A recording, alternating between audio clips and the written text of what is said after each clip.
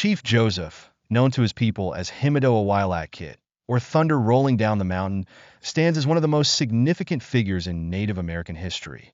His life was defined by a relentless pursuit of peace and justice, even as he faced immense challenges during the Nez Perce War of 1877. This conflict epitomized the struggles of indigenous tribes against U.S. westward expansion and the devastating consequences of forced displacement. Born around 1840 in the picturesque Wallowa Valley, located in what is now northeastern Oregon, Chief Joseph was a member of the Namipu, Nez Perce, tribe, a community steeped in tradition and cultural richness. The Wallowa Valley, with its verdant pastures, salmon-rich rivers, and abundant wildlife, was not only their home, but also a sacred land deeply connected to their spiritual and cultural identity. The Nez Perce way of life was built on harmony with nature, emphasizing sustainability long before it became a modern concern. As semi-nomadic hunter-gatherers and exceptional horse breeders, they were renowned for their development of the Appaloosa horse breed, a symbol of their equestrian skill and cultural pride. These horses played a pivotal role in their daily lives, serving as transportation, trade commodities, and status symbols. The Nez Perce diet reflected their deep connection to the land, featuring elk, deer, and salmon, supplemented by the versatile camas root, which they expertly prepared through roasting or drying to create flour. Trade was central to their society, forming an extensive network across the Pacific Northwest. Through this network, the Nez Perce interacted with neighboring tribes such as the Yakama, Cayuse, and Walla Walla, fostering cultural and economic exchange. This network facilitated not only the exchange of goods, but also the sharing of cultural ideas and the formation of alliances. By the time Chief Joseph was born, the Nez Perce had experienced over 3 decades of contact with European explorers, fur traders, and missionaries. These interactions brought both opportunities and challenges, introducing new technologies and practices while also exposing the tribe to devastating diseases and cultural upheaval. The influence of missionaries was particularly significant. While some Nez Perce adopted Christian beliefs and practices, others, including Chief Joseph's father, Old Joseph, Takakas, remained steadfast in their traditional spiritual values. This divergence created a complex social dynamic within the tribe. Old Joseph was a resolute leader who fiercely opposed the cession of Nez Perce lands. He refused to sign treaties like the 1863 Treaty of Lapwai, also known as the Steel Treaty, which drastically reduced their territory. His defiance and commitment to their ancestral land profoundly shaped young Joseph's outlook. Old Joseph's dying words, urging his son to protect their sacred homeland at all costs, became a guiding principle for Chief Joseph. Asterisk, never sell the bones of your father and your mother. Asterisk, following his father's death in 1871, Chief Joseph assumed leadership. Unlike war chiefs, Joseph's reputation was built on his diplomatic skills, calm demeanor, and unyielding resolve to defend his people's rights. His leadership emerged during a period of intense pressure from U.S. settlers and government officials determined to confine the Nez Perce to a reservation, despite earlier treaties guaranteeing their right to their homeland.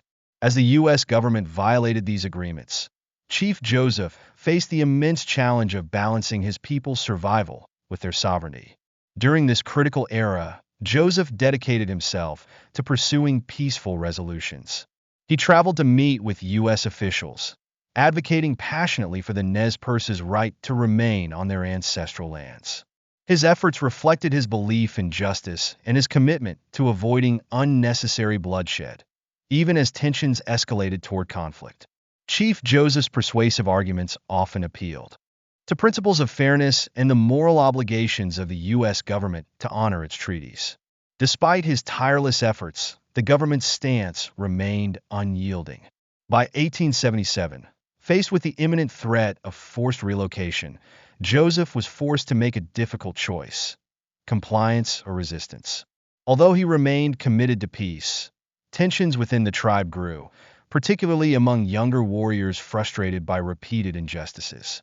For the Nez Perce, the loss of their ancestral land was not merely a territorial issue, but an existential threat to their identity and way of life.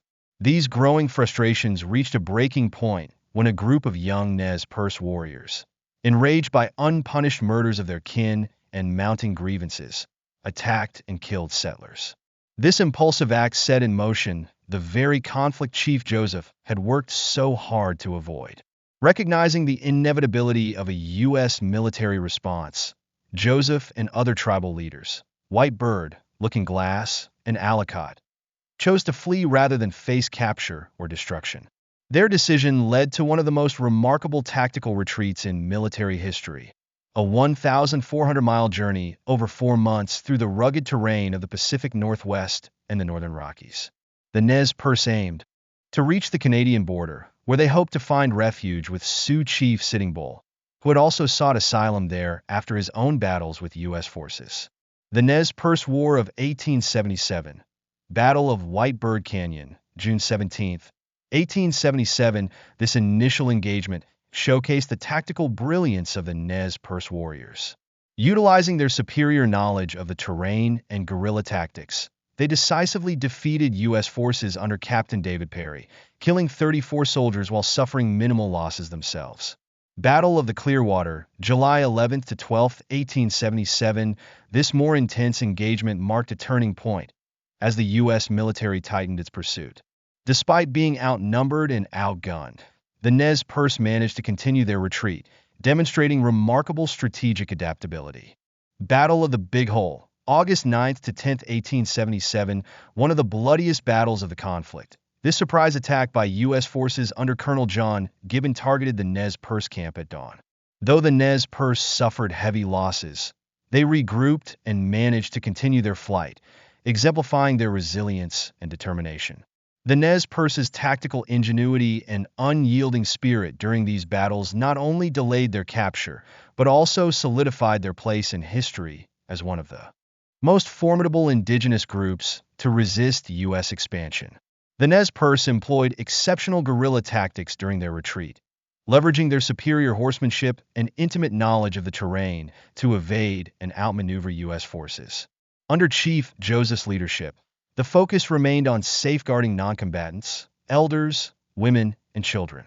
However, the grueling conditions of their journey, marked by fatigue, cold, and hunger, took a heavy toll on the group. By October 1877, after months of relentless pursuit, the Nez Perce were cornered in the Bear Palm Mountains, just 40 miles from the Canadian border and potential sanctuary. Surrounded by General Nelson A. Miles' forces, and with supplies dwindling amid freezing temperatures, Chief Joseph made the heartbreaking decision to surrender to prevent further suffering and loss of life among his people. His surrender speech, delivered with profound emotion, remains one of the most poignant expressions of despair and resilience in American history. I am tired of fighting. Our chiefs are killed. It is cold, and we have no blankets. The little children are freezing to death. Hear me, my chiefs. I am tired. My heart is sick and sad. From where the sun now stands, I will fight no more forever. Despite assurances from General Miles that the Nez Perce would be allowed to return to their homeland, the U.S. government broke its promise. Instead, the Nez Perce were forcibly relocated to reservations far from their ancestral lands. First to Fort Leavenworth, Kansas, and later to Indian Territory, present-day Oklahoma. The harsh conditions at these locations led to significant suffering and the loss of many lives due to disease. Even in defeat, Chief Joseph continued his advocacy for his people. He traveled to Washington, D.C., to meet with President Rutherford B. Hayes and other officials, speaking with eloquence and moral authority. His efforts earned widespread respect and brought attention to the plight of Native American tribes. However, they achieved little in terms of immediate policy change. Chief Joseph's famous remark, "It makes my heart sick when I remember all the good words and all the broken promises," encapsulated the deep sense of betrayal experienced by his people and countless other indigenous communities. His legacy transcends the Nez Perce War, symbolizing dignity, resilience, and the tragic consequences of U.S. expansionist policies. The Nez Perce War is often cited as one of the final major conflicts between Native American tribes and the U.S. military, marking the end of an era of open resistance. While it did not result in immediate changes to federal policies, the war heightened public awareness of the injustices faced by Native Americans, eventually influencing reform efforts and discussions on indigenous rights in the 20th century. Chief Joseph's story continues to resonate as a testament to leadership, empathy, and the fight for justice. His unwavering commitment to his people's well-being and his advocacy for peace have inspired movements to preserve indigenous heritage, protect native lands, and uphold principles of sovereignty and self-determination. Today, the Nez Perce legacy is honored through historical sites, educational programs, and cultural revitalization initiatives. Chief Joseph's life and words, especially, "I will fight no more forever," serve as enduring symbols of resilience and the universal pursuit of dignity and justice.